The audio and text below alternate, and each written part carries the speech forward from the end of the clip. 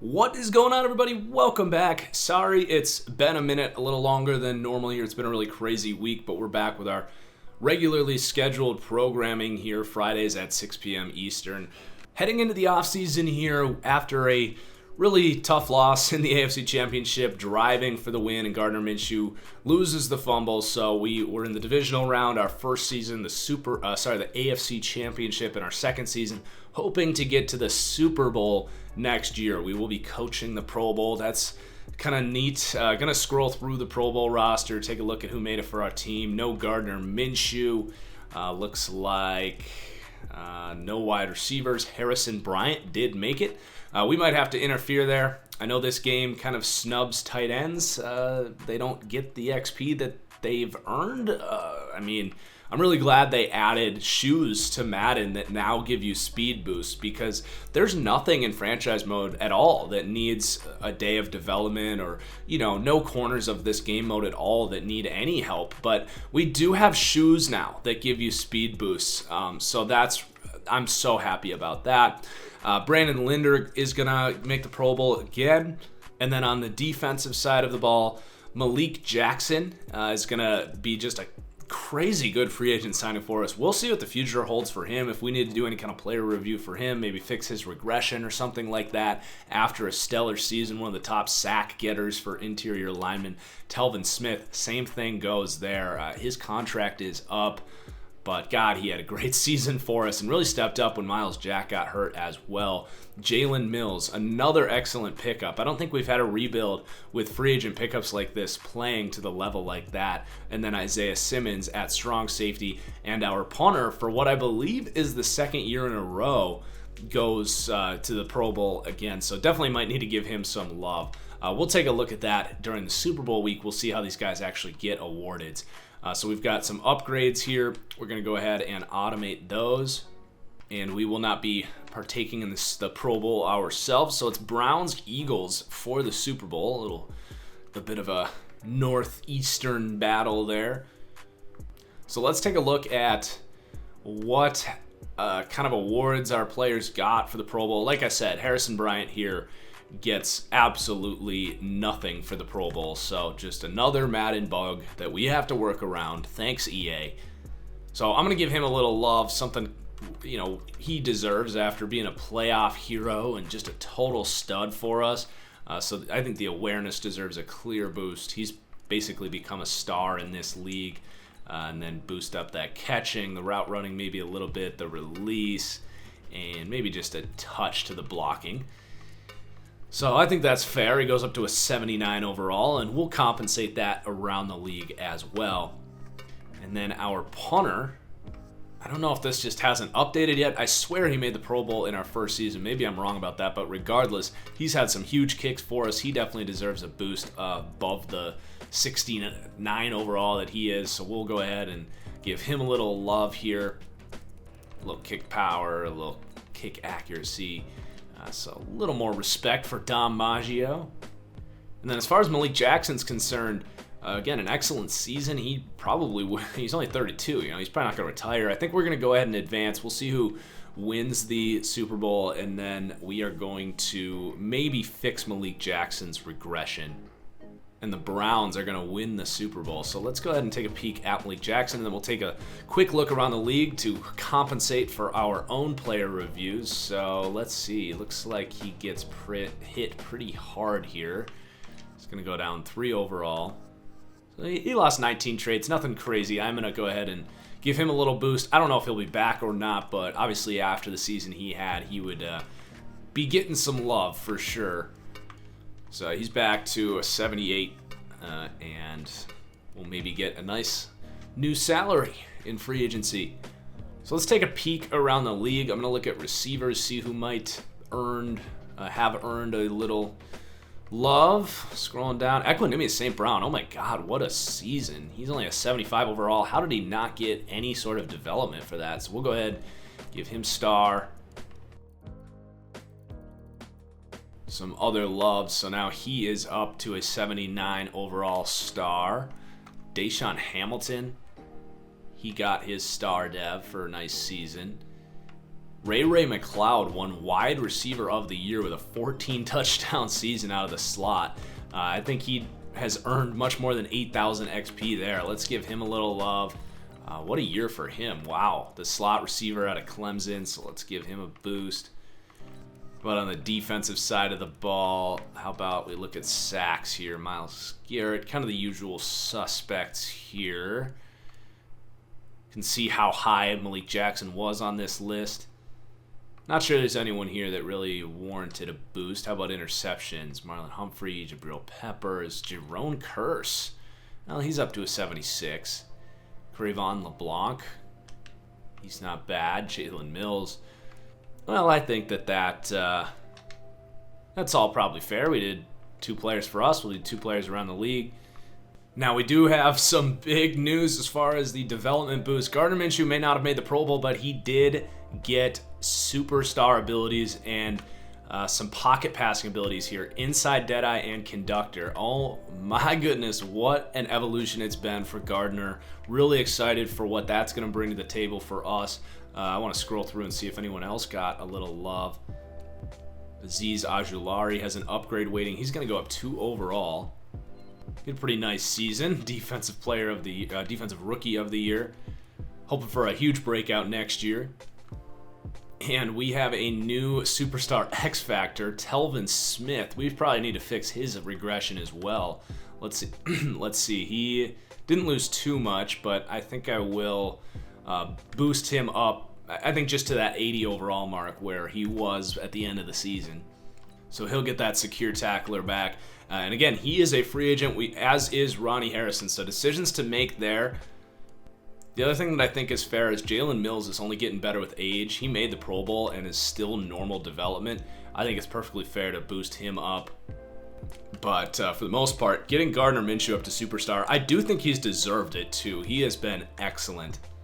So definitely exciting prospects for next season. So AJ Bouye is a free agent. Let's see how much cap space we have. So we only have $35 million. That is not a ton to work with. Telvin Smith now with Superstar X Factor, continuing to play well. He wants a 2-year extension. He could be a good franchise tag, although at that linebacker position he's going to get the edge rush money, so that might not be worth it. I do think we should let Malik Jackson go. Let's see the rest of these guys. You got Ronnie Harrison there. He's changed what he's asking for. He wants a 4-year, $26 million contract. So not a ton of guys leaving here. I do feel pretty comfortable letting Bouye go at his age. That's kind of a no-brainer for me. It's really just these linebackers that I'm worried about. So Telvin Smith wants $12 million for 2 years, and Ronnie Harrison wants about 6 to 7 spread out. Harrison definitely has not earned that, and maybe once he hits the market, we can bring him back for cheaper. I really do think we should try to bring Telvin Smith back, though. He's only 31. He's been such a big factor for us. So I'm going to extend my arms here. Hopefully he likes this deal, and he does. So he's going to come back. And then the rest of these guys, I think we are going to let go. Leon Jacobs asking for a little bit too much for my blood. Again, these are skewed because Madden doesn't differentiate between edge rushers and middle linebackers and 4-3 outside linebackers. These guys are asking for edge rush money at their overalls. Just fantastic video game we're playing here. But we got to do what we got to do to work around it. On to stage 1 of free agency. Glad to bring Telvin Smith, our star linebacker, back. That duo in the second level of the defense is such an identity of this team. But we've got decent chunk of cap change to work with here, and can we finally move on from Nick Foles here? Yes, we can. We can finally save money to release him. We are free. We still incur a $6 million penalty, but we'll clear $20.1 million in cap space. Hell yeah, that feels good. Let's see if there's anyone else. Andrew Norwell is starting to regress, but we definitely want to keep him around. Our kicker, we'll keep him for now. That's pretty much it. Not a lot of massive contracts we're dealing with here. But, God, that feels good to get free of the Nick Foles thing. That really makes me feel like this is our year. And right off the bat, there's a top running back available, which is our biggest need, and not receiving any offers. I think that's a no-brainer for us to go after Nick Chubb, superstar X Factor, wrecking ball with the armbar ability. Basically everything we wished that Leonard Fournette would be for us. I'm going to go ahead and lower this to a 4-year deal, but I am going to offer him, close to $10 million a year. I normally wouldn't pay a running back, but that's been such a hole for us to get a star running back in here, a guy like Nick Chubb who's perfect for us. I think it's time to do this. And, $9 million, I say I don't like paying a running back. For a true star like that, to pay him under $10 million would be a bit of a budget. So I'm going to go ahead and give Nick Chubb an offer. Mitchell Schwartz is on the market. I actually like our tackles quite a bit. Juwan Taylor's only 24, and he's going to keep developing. So I'm actually comfortable there. Von Miller becomes a free agent at 33 years old. Man, we don't really need another edge guy, but that's intriguing. Leonard Fournette is actually getting offers this year. So that's the other thing is, running back's really our biggest need. We don't have a lot of huge needs on this team. I'm going to start going position by position here. Malik Jackson's not getting any offers, though. It just hit me. We're going to go ahead and extend a contract to him. We're going to be more than fair to him after the year he had. We'll give him over $5.5 million. He was so good for us. Would be great to bring him back. I think he'll like that, too. So we will need some bit of a backup quarterback situation. We'll hold off on that for now. Good on running back, fullback, wide receiver. We're in good shape. There's no true superstars hitting the market. Ray McLeod, though, would be intriguing after the year he had. Maybe he doesn't get any offers and we extend our arms to him. Tight end, we're good. O-line, I think we're in pretty good shape. No superstars really other than Mitchell Schwartz, but like I said, I'm pretty happy with our tackle room. On the D-line, maybe bringing in some more depth on the interior and a K1 Short next to Malik Jackson. Let's see, what's he looking like? Still a really good run defender with some pass rush ability. Why not? That's not the deepest room. That's kind of our biggest need as we sit here. So I'm going to lower that a little bit, about a 6.9. I mean, he's still kind of a star, so why not? We're not going to be spending too much money. It's just a 1-year deal. Could use some edge depth. Maybe come back to that. And then how about, Leon Jacobs, these linebackers not getting offers. So, I mean, if they want to come back, and now the deal is a little more reasonable. So Jacobs has been a starter for us. I'm comfortable giving him about $4 million a year. I don't know how much he'll like that, but he doesn't hate it. And then how about Ronnie Harrison, also not receiving any offers. Now, I'm going to lower him as well. Less than what Leon Jacobs got because he wasn't much of a starter. He did get some playing time late in the season, so hopefully he likes that. And then we do need corner help. AJ Bouye, I'm going to let him go. We do have Jordan Lewis there in the slot, so we do technically have our 3 starters, and none of these guys really would make a huge impact. So maybe we need to just roll with the guys we have there. And then safety, kicker, punter, we are good. So that's going to be our first wave. Go ahead and advance.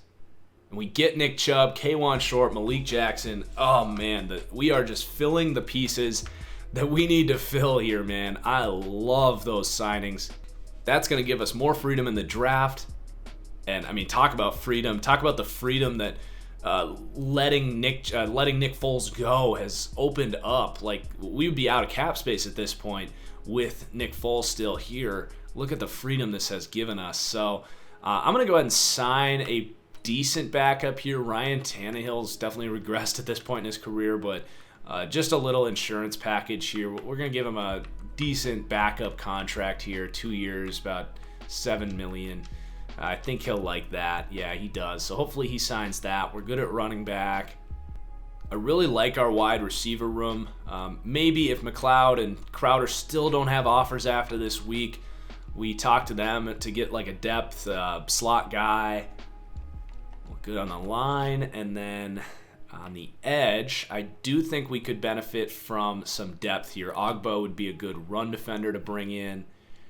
Akwara actually would be an excellent fit as that bigger body DN that we don't really have right now. I think that actually would be an excellent signing. Not going to give him what he's asking for there, but as a rotational, almost first and second down run defender, I think he's actually going to be worth a decent signing here. That's a position we don't have a lot of depth.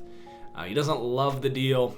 Hopefully he takes it. I'm also going to extend an offer to Oren Burks here. Had a great year for Green Bay, had a big tackle numbers there, so some more linebacker depth that we did get hurt at last year. So a pretty cheap 2-year contract offer for him. I want to make a cheap 1-year offer to Dane Cruikshank here, who doesn't have any offers at the time, just kind of free safety depth that I like.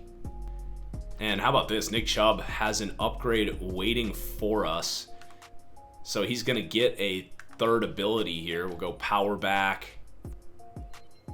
2 agility boost, and an ability. God, what a signing. Inside zone guru, which is something we run a lot of. I am so excited for this season, man.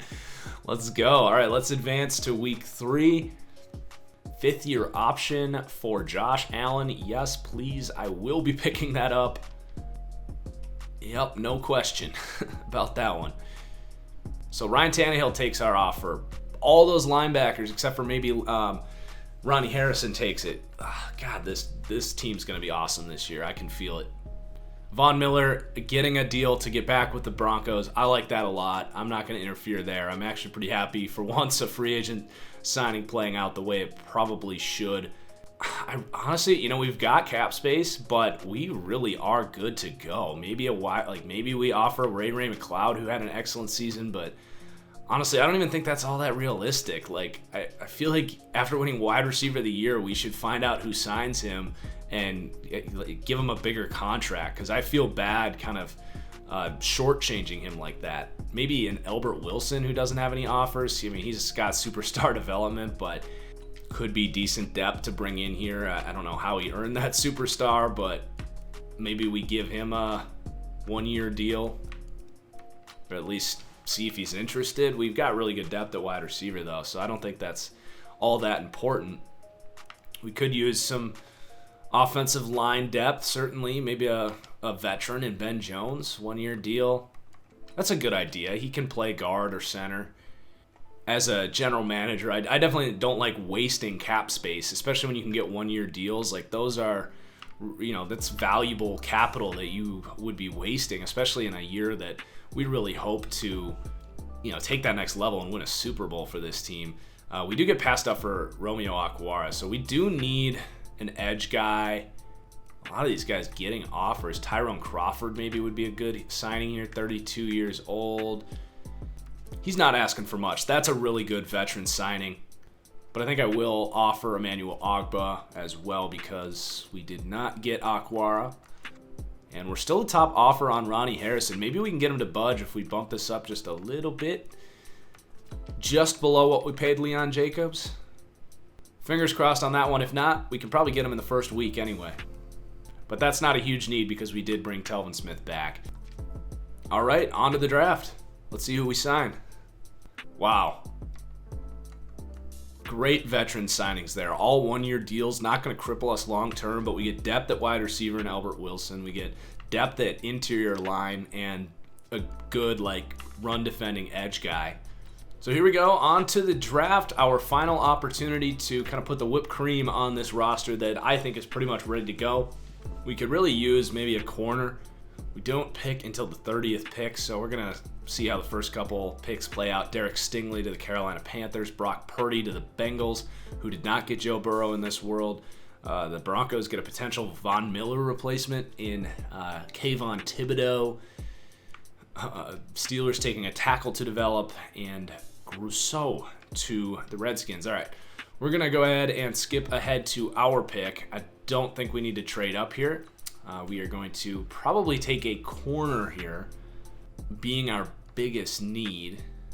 Could go with a white boy. Try to get a star white corner in the NFL. That could be an interesting rebuild narrative. Don't really need linebacker. D-tackle would be the other position we'd think about here. We could use an influx of youth there.